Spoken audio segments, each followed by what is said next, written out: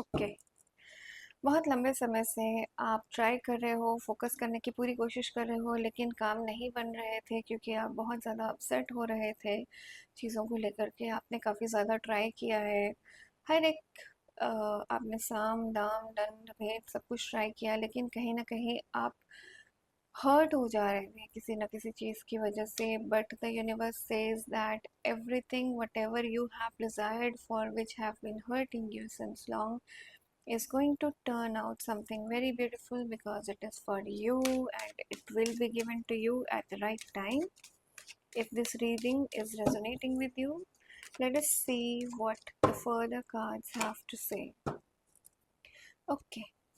Now see, you need to be very judgmental because बहुत सारी चीज़ों का आप अपने ऊपर फोकस नहीं करते हो, नहीं ध्यान देते हो, बैलेंस बनाकर नहीं रख रहे हो। आपको वो बैलेंस करना है, चीज़ों को क्लियर करना है और फोकस्ड रहना है।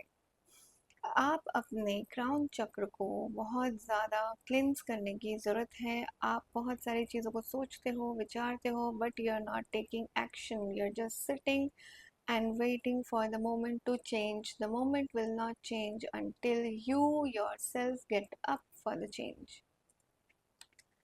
Talking about this card over here, this card tells us that अगर आप में कोई भी चीज़ ऐसी है जो कहीं ना कहीं आप आगे बढ़ रहे हो, लेकिन फिर भी आपके पास काफ़ी सारे स्किल्स हैं, but you are still looking at something that is behind.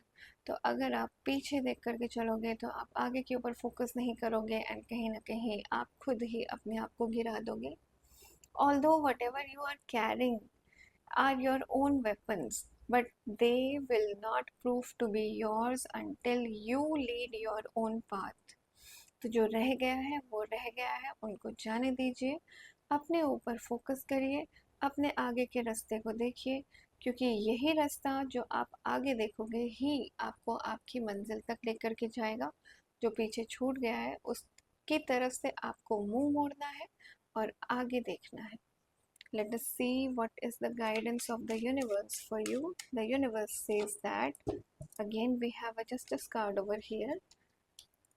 बहुत सारी चीज़ें, again I told you, the crown chakra, बहुत सारी चीज़ें जो हैं वो आपके दिमाग में चल रही है। Conscious and subconscious mind is always at a fight.